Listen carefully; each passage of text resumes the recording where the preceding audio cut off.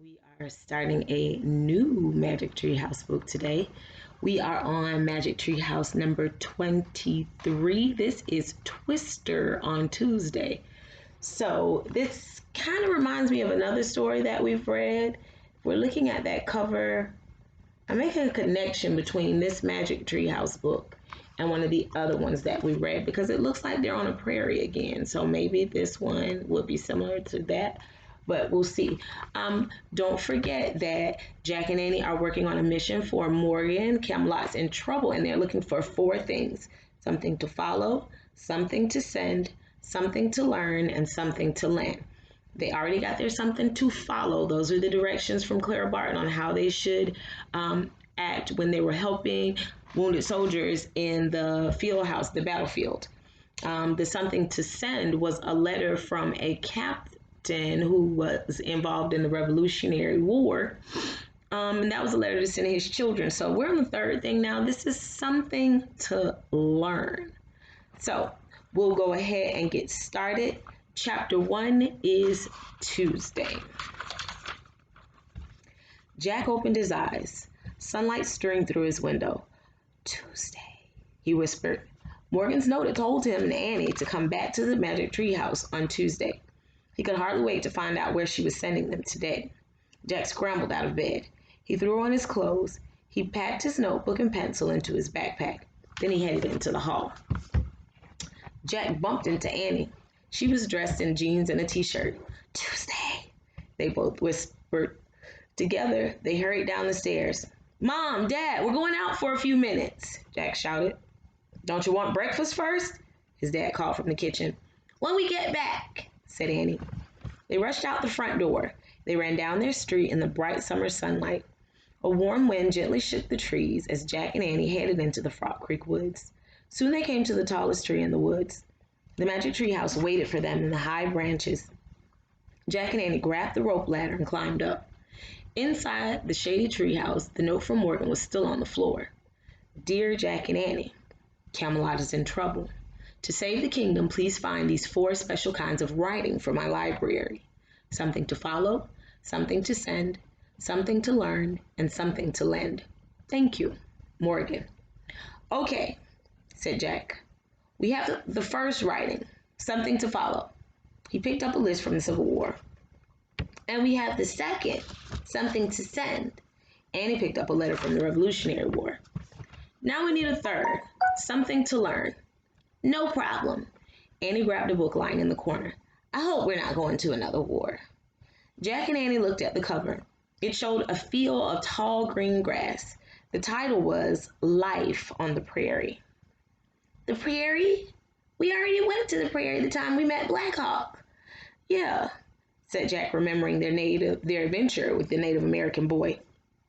He opened the book and turned to a picture of an old-fashioned train crossing the prairie.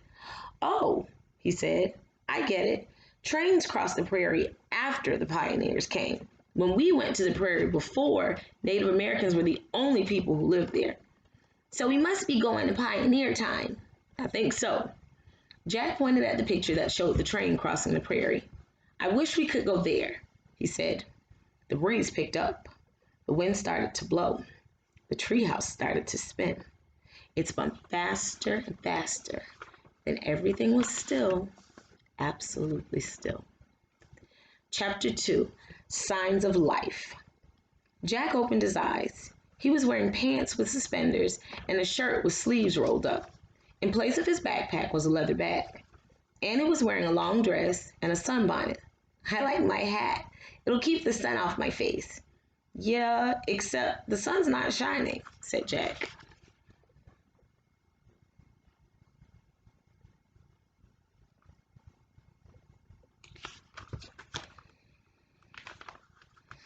Jack and Annie looked out the window. The sky was cloudy. The treehouse had landed in a small grove of trees near a creek. Beyond the trees was a wide open prairie. Green grass and wild flowers swayed in a chilly wind. In the distance, a train puffed across the prairie. Sparks of fire came out of its smokestack. Huge clouds of black smoke billowed into the gray sky. Wow. Jack looked at the picture of the train in their book and read, After the Civil War, The United States government built railroads to link the eastern and western parts of the country. By the 1870s, steam engines carried people across the Kansas prairie. Jack pulled out his notebook and wrote, 1870s, trains across Kansas. Let's get going. We have to find that special writing for Morgan. Annie started down the ladder. Jack packed his things in his leather bag and climbed down after her. When he stepped onto the ground, Jack looked toward the west. The train was gone. Only a thin trail of smoke floated across the sky. That train was cool. Yeah, and so is that. Annie pointed in the other direction.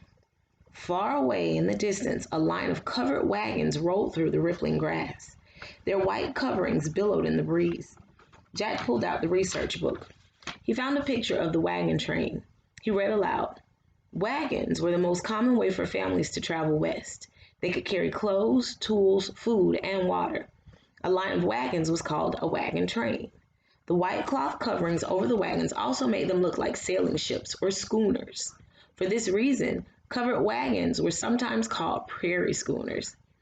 Jack looked at the wagons again. They did look like ships sailing across a rippling green sea.